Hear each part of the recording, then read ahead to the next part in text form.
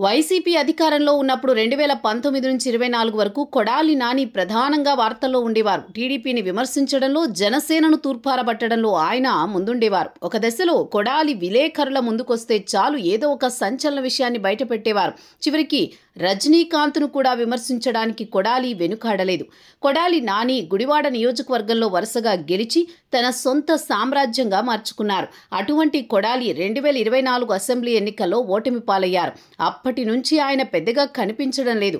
కొద్ది రోజుల పాటు హైదరాబాద్లో, తర్వాత కొడాలి నాని మీద కూటమి ప్రభుత్వం అనేక కేసులు పెట్టడం, కొడాలి నాని ఆధీనంలో ఉన్న ప్రభుత్వ ఆస్తులను స్వాధీనం చేసుకోవడం, కొడాలి దీర్ఘకాలిక అనారోగ్యంతో బాధపడుతున్న నేపథ్యంలో శస్త్రచికిత్స చేయించుకున్నారు.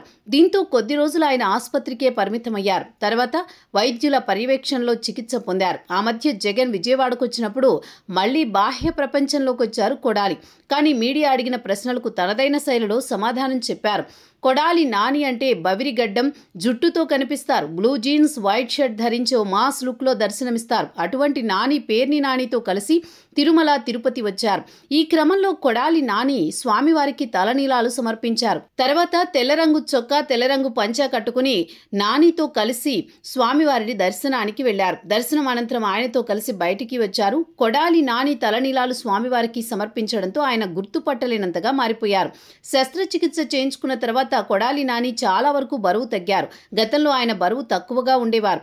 శస్త్రచికిత్స చేయించుకున్న తర్వాత ఇంకా బరువు తగ్గారు. వాస్తవానికి కొద్ది రోజుల పాటు ఆయన ఆసుపత్రిలో ఉన్నారు. తన నివాసానికి వచ్చినప్పటికీ కార్యకర్తలను పెద్దగా కలవలేదు. తనకు ఆరోగ్యం సహకరించడం లేదని, అందువల్లే కార్యకర్తలు ఇంటికి రావద్దని సూచించారు. ఆ మధ్య గుడివాడలో కూటమి నాయకులకు, నాని అనుచరులకు గొడవలు జరిగాయి. కూటమి ప్రభుత్వం అధికారంలోకి వస్తే చంద్రబాబు బూట్లు తుడుస్తానని నాని సంచలన ప్రకటన చేశారు. కూటమి ప్రభుత్వం అధికారంలోకి వచ్చింది, కొడాలి నాని చంద్రబాబు బూట్లు తుడవాలని నాయకులు గుడివాడలో ఫ్లెక్సీలు ఏర్పాటు చేశారు. ఆ ఫ్లెక్సీలు రాజకీయంగా సంచలనం సృష్టించాయి. కొడాలి నాని ప్రస్తుతం తలనీలాలు సమర్పించి సరికొత్తగా కనిపిస్తున్నారు. ఇప్పటికైనా ఆయన గుడివాడలో మళ్లీ పాత విధానంలో కనిపిస్తారా?